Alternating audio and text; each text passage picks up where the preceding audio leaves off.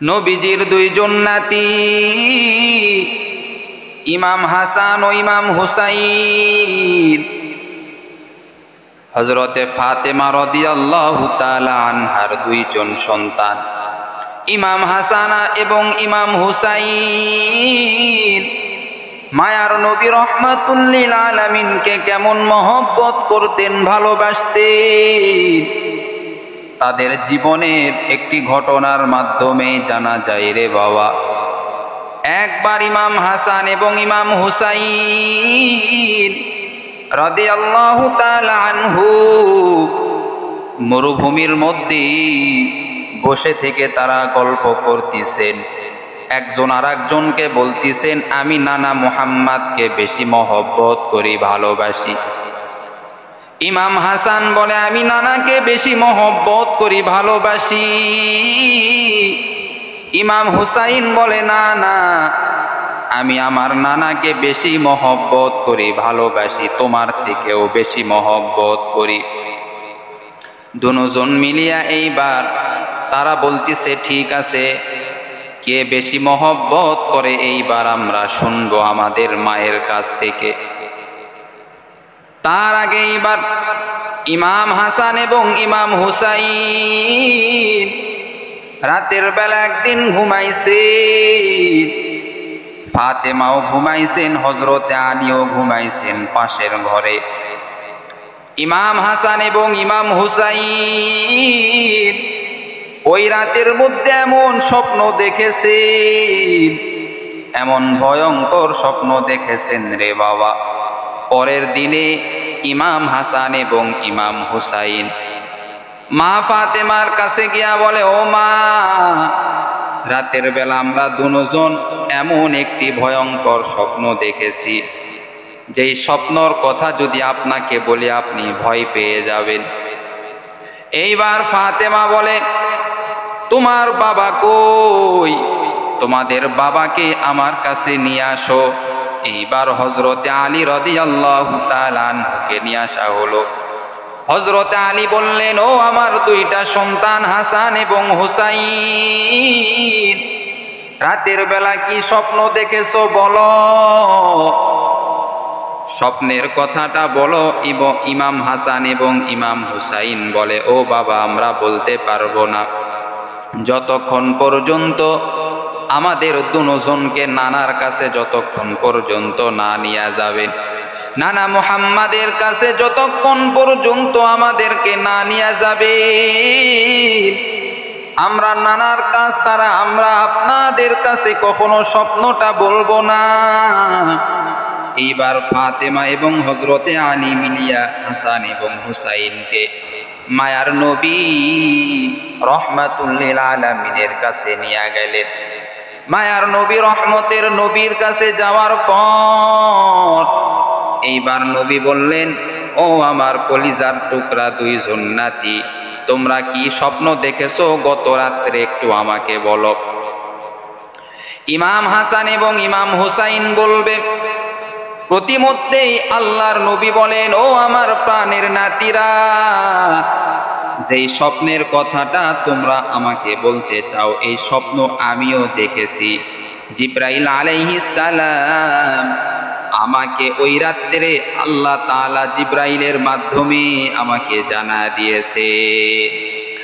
ইমামুল আউয়ালিনাল আখিরিন বহরে সদকা রহমাতাল লিল আলামিন সাইয়্যিদুল কাওনাইন খাতমুল মুরসালিন আখিরা মাদবুতে ফখরুল আউয়ালিন। ও আমার প্রাণের নাতিরা, যেই স্বপ্নের কথা তোমরা আমাকে বলতে চাও, এই স্বপ্নটা আমিও নবী দেখেছি, জিবরাইল আমাকে জানায় দিয়েছেন। এইবার হাসান এবং হুসাইনকে নবী বলেন, ও প্রাণের দুইজন নাতি, তোমরা প্রথমে বলো, স্বপ্নের মাধ্যমে তোমরা কি দেখেছো আমাকে বলো। এইবার হাসান এবং হুসাইন এইবার নবীকে জানায় দিলেন, ও আমার নানা জান, রহমতের নবী, রাতের বেলা দেখি আমরা দুজন গাছের নিচে বসে গল্প করতেছি, আমার বাবা হযরতে আলী ঘোড়াকে খাবার খাওয়াইতেছে, আর আমরা মজার গল্প করতেছি দুনো ভাই মিলিয়া, গাছের নিচে বসিয়া মজার গল্প করতেছি। হঠাৎ করে এমন ঝড় শুরু হয়ে গেল, এমন বাতাস শুরু হয়ে গেল, যেই বাতাসের কারণে গাছের ডাল ভেঙে আমাদের দুনো ভাইয়ের মাথায় পড়ে গেল। আমাদের দুনো ভাইয়ের মাথায় পড়ার কারণে আমাদের মাথা ফেটে গেল। শুধু মাথা ফেটেছে এমন নয়, এমন একটি আশ্চর্য জিনিস আমরা দুজন লক্ষ্য করেছি। নবী বললেন, ও আমার প্রাণের নাতিরা, তোমরা কি লক্ষ্য করেছো বলো? ও আমার প্রাণের নানা, আমার ছোট ভাই ইমাম হুসাইনের মাথাতে যখন আমি লক্ষ্য করলাম, তখন দেখি তার মাথার রক্ত লাল কালার, আর আমার মাথার রক্ত হলো গ্রিন কালার, নীল কালার। এই স্বপ্নের ব্যাখ্যা তো আমরা তো বুঝতে পারলাম না। মায়ার নবী, রহমতের নবী এইবার ইমাম হাসান এবং ইমাম হুসাইনকে দুজনকে কোলে উঠায় নিলেন। কোলে উঠায় নেওয়ার পর এইবার দুজনকে জানা দিলেন, ও হাসান, তোমার রক্তের কালার নীল হওয়ার কারণ হলো কাফেররা তোমাকে ষড়যন্ত্র করিয়া বিষ পান করিয়া তোমাকে হত্যা করবে। আর ইমাম হুসাইন কারবালার ময়দানে কাফেররা কারবালার ময়দানে শহীদ করবে, কারবালার ময়দানে তাকে শহীদ করা হবে। এই স্বপ্নের ব্যাখ্যা এইটা। এইবার দুজন কান্না শুরু করে দিলেন। নবী বললেন, ও হাসান আর হুসাইন, তোমাদের কান্না করার কোনো দরকার নাই। দুনিয়া হলো সামান্য একটি খেলতামাশার জায়গা, কবর হলো আসল ঘর, জান্নাত হলো তোমাদের আসল বাড়ি। দুনিয়া থেকে আমিও একদিন চলে যাব, তোমরাও একদিন চলে যাইবা। দুনিয়াতে কেউ চিরজীবন থাকবে না, একমাত্র থাকবেন হলেন আমার আল্লাহ। এরে আল্লাহর বান্দা, যেই কথা বলতেছিলাম রে ভাই, ইমাম হাসান এবং ইমাম হুসাইন এইবার দুজন বলা শুরু করলেন, কে আমার নানাকে বেশি ভালোবাসে? হাসান বলে, আমি আমার নানা মুহাম্মাদকে বেশি ভালোবাসি। ইমাম হুসাইন বলে, না না, আমি বেশি মহব্বত করি, ভালোবাসি। ঠিক আছে, পরীক্ষা হয়ে যাবে। এইবার দুজন মাদ্রাসায় চলে গেল। মাদ্রাসায় যাওয়ার পর মাদ্রাসার উস্তাদকে বলল, দাও দুইটা সিলেট দাও আর চক দাও আমাদেরকে। সিলেট নিয়ে এইবার মায়ার নবী রহমাতুল্লিল আলামিনের নাম লিখল। হাসান তার সিলেটের মধ্যে মায়ার নবী রহমতের নবীর নাম লিখেছে,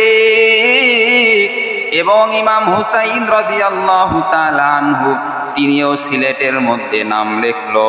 এইবার বলা শুরু করলো, এই সিলেটটা আমরা নিয়ে আমাদের মাকে দেখাইব, ফাতেমাকে। যার লেখা সুন্দর হবে সে আমার নানা মুহাম্মাদকে বেশি ভালোবাসে, প্রমাণ হয়ে যাবে। এইবার দুজন মিলিয়া এইবার তার মার কাছে চলে গেল, ফাতেমার কাছে। ফাতেমার কাছে যাওয়ার পর ফাতেমাকে বলে, ও আম্মা জান, আমরা দুজন একজন আর একজনকে বলতেছিলাম আমার নানাকে আমি বেশি মহব্বত করি।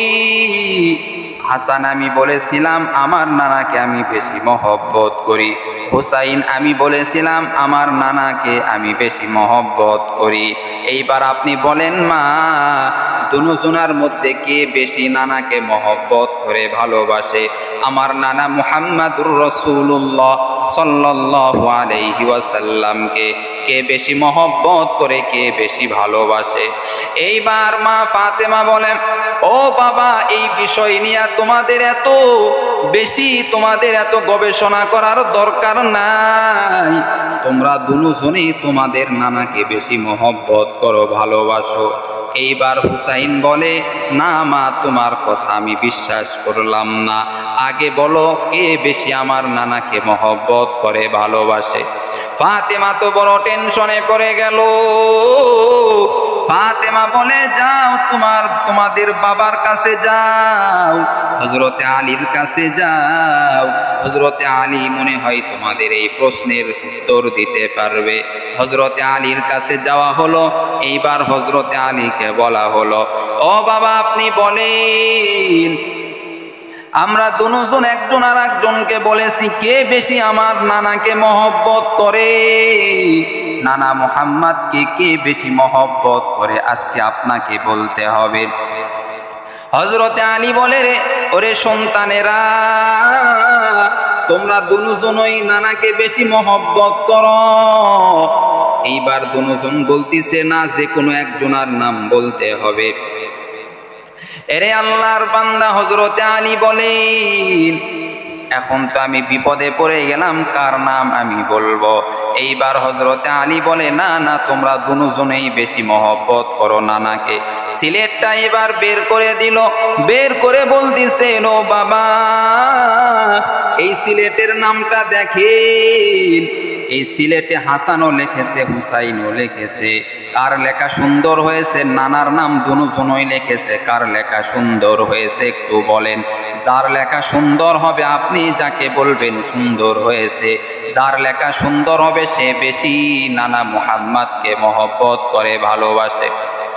এইবার হযরতে আলী হাসানের সিলেটের দিকে তাকায়া দেখেন, হাসানের সিলেট যেমন লেখা রয়েছে মুহাম্মাদের নাম, মিম হা মিম দাল লেখা রয়েছে। হুসাইনের সিলেটের দিকেও তাকায় দেখে, হুসাইনের সিলেটেও মিম হা মিম দাল লেখা রয়েছে, একইভাবে লেখা রয়েছে, কোনো কম বেশি নাই। এরে নবীর উম্মতের দল। এইবার হযরতে আলী বলে, আমি এই প্রশ্নের জবাব দিতে পারবো না, যাও তোমার নানার কাছে যাও, তোমাদের নানার কাছে গিয়া বলো কে বেশি তোমাদের মধ্যে মহব্বত করে। এই প্রশ্নের জবাব আমি আলীও দিতে পারবো না। এইবার দুনো ভাই মিলিয়া সিলেট সঙ্গে করিয়া নিয়া নানার কাছে চলে গেল, আমার নবী মুহাম্মাদের কাছে চলে গেল। হযরতে মুহাম্মাদুর রাসূলুল্লাহ সাল্লাল্লাহু আলাইহি ওয়াসাল্লামের কাছে এইবার দুজন বলে, ও নানা, আজকে আপনার সঙ্গে আমাদের কথা রয়েছে। আল্লাহর নবী বললেন, ও নাতিরা কি কথা বলবে বলো। এইবার হাসান বলে, আপনি এই প্রশ্নের জবাবটা দিয়ে দেন, আমরা দুজনের মধ্যে কে বেশি আপনাকে মহব্বত করে। আল্লাহর নবী বললেন, তোমরা দুজনই আমাকে বেশি মহব্বত করো। এইবার হুসাইন বলে, না না না, আপনার প্রশ্নের উত্তরটা হয় নাই, ভালো করিয়া উত্তর দেন, নচেত আমরা এখান থেকে যাব না। এইবার নবী বললেন, তোমরা দুজনই তো আমাকে মহব্বত করো বেশি। হুসাইন বলে, ও না না না না, আপনি এখনো প্রশ্নের জবাব দেন নাই। এরে নবীর উম্মতের দল। এইবার সিলেট দুইটা বের করে দিলেন আল্লাহর রাসূলের কাছে। আল্লাহর রাসূলের কাছে বের করে দেওয়ার পর এইবার হুসাইন বলে, না না, একটু সিলেটের দিকে তাকায়া দেখেন, এই সিলেটগুলির মধ্যে আপনার নাম লিখেছি, আপনার নাম হাসানও লিখেছে, আমি হুসাইনও লিখেছি।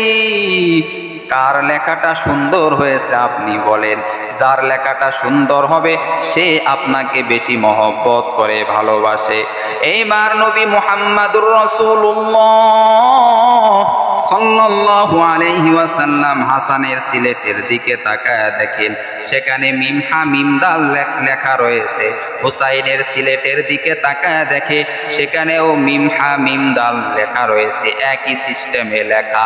আল্লাহর নবী বললেন, তোমরা দুজনই আমাকে বেশি মহব্বত করো, ভালোবাসো, অতএব তোমরা আমার কোলে চলে আসো, তোমাদেরকে আমি নবী সব থেকে বেশি মহব্বত করি, ভালোবাসি। এইবার হুসাইন বলে, না না না, এখনই আপনার প্রশ্নের জবাব হয় নাই।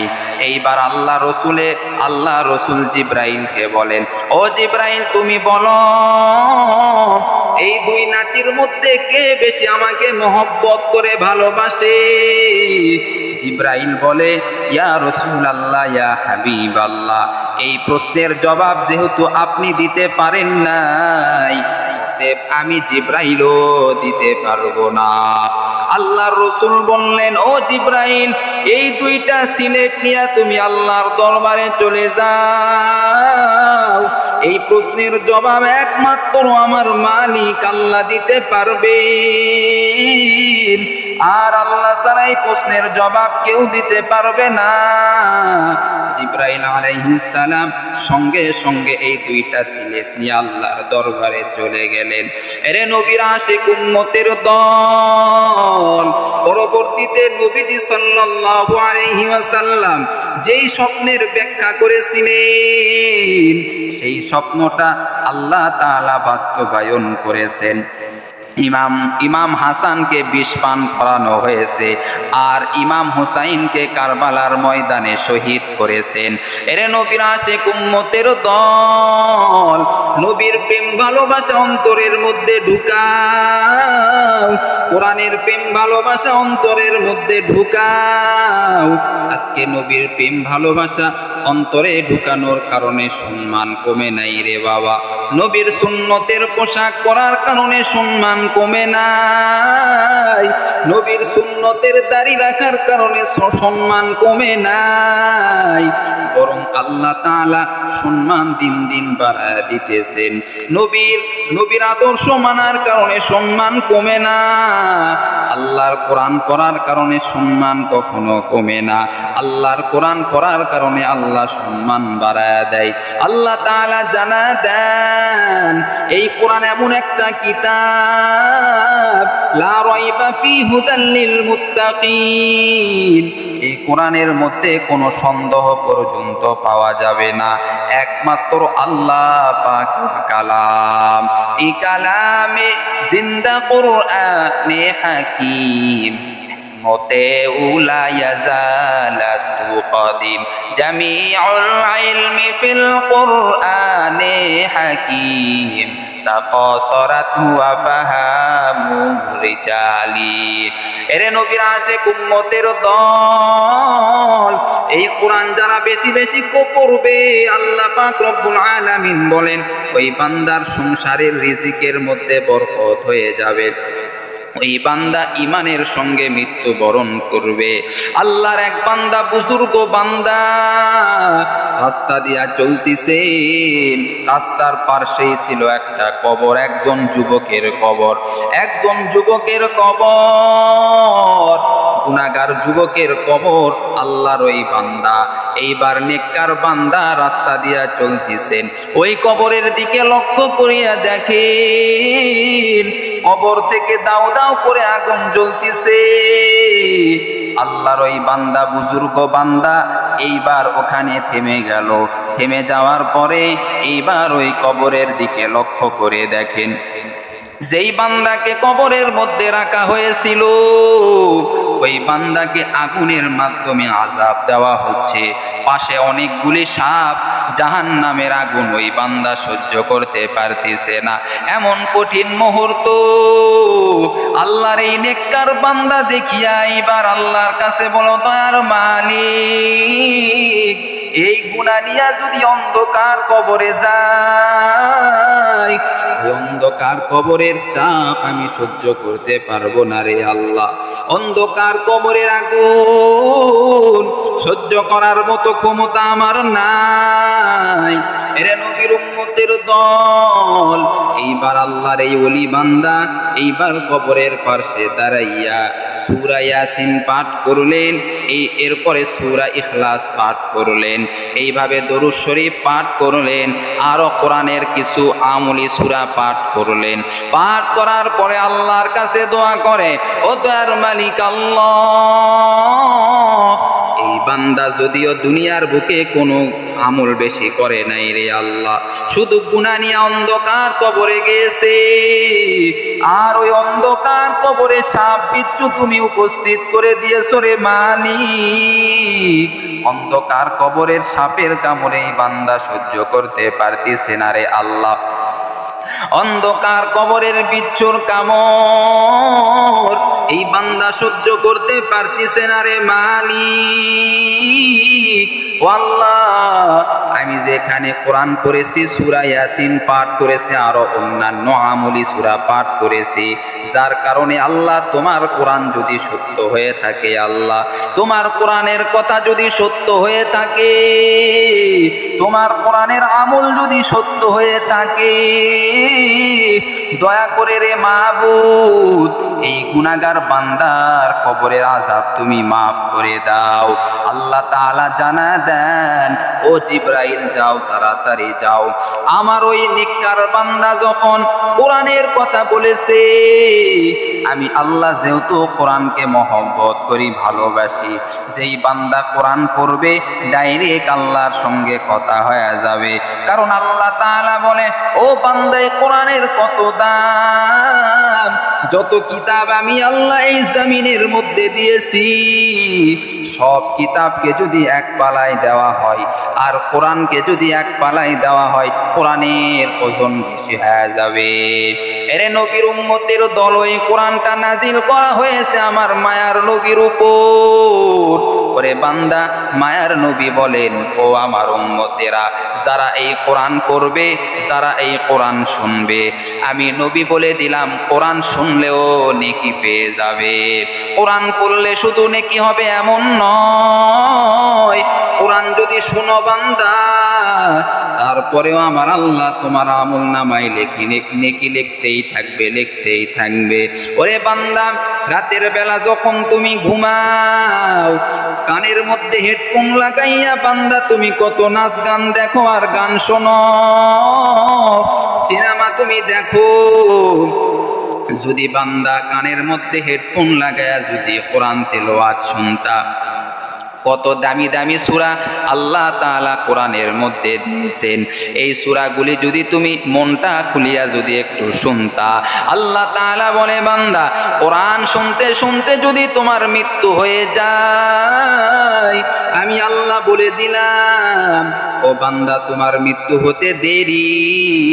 ও বান্দা, কোরআন শুনতে শুনতে যদি তোমার মরণ হয়, রাত যখন গভীর হয়ে যাবে, ওরে বান্দা যদি হঠাৎ করিয়া রাতে তোমার মৃত্যু হয়ে যায়, আমি আল্লাহ বলে দিলাম, বান্দা তোমার জীবনের সব গুনাহ খাতা মাফ হয়ে যাবে, শুধুমাত্র কোরআনের কারণে। এই কোরআনের কারণে বান্দা তোমার গুনাহ মাফ হয়ে যাবে। ও বান্দা, একটু কোরআনের পথে তুমি ফিরে আসো। যখন বান্দা তোমার অন্তরের মধ্যে পেরেশানি লাগবে, আল্লাহ বলে, বান্দা যখন পেরেশানি অনুভব করবা, টেনশন করার কোনো দরকার নাই, আমি আল্লাহ তো কালাম কোরআন শরীফ দিয়েছি, এই কোরআন তুমি পড়তে থাকো, আমি আল্লাহ তোমার সব পেরেশানি দূর করে দিব।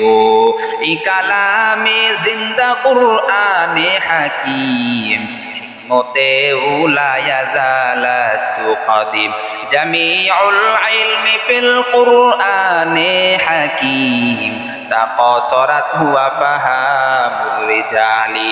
আল্লাহ বলে, বান্দা যখন তোমার পেরেশানি লাগবে, অন্তরের মধ্যে খারাপ লাগবে, তখন তুমি গান বাজনা নয়, বরং কোরআন তুমি শুনতে থাকো, কোরআন তুমি পড়ার চেষ্টা করো, আমি আল্লাহ তোমার সব পেরেশানি দূর করে দিব। সুবহানাল্লাহ।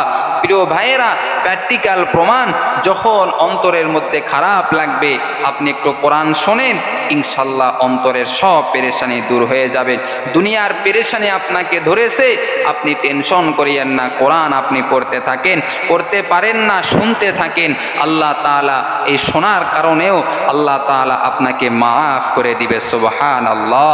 প্রিয় ভাইরা, আসেন আর আমরা গুনাহ করব না, বেশি বেশি কোরআন পড়ার চেষ্টা করব, কোরআন শোনার চেষ্টা করব, বড় বড় আলেম উলামাদের আলোচনা শোনার চেষ্টা করব, যেন অন্তরটা নরম হয়ে যায়, দুনিয়ার মহব্বত যেন অন্তর থেকে দূর হয়ে যায়, আখিরাতের মহব্বত, জান্নাতের ভালোবাসা, আল্লাহর ভালোবাসা যেন অন্তরের মধ্যে প্রবেশ করে। আল্লাহ আমাদের সকলকে কবুল করে নেক, সকলেই বলেন আমিন।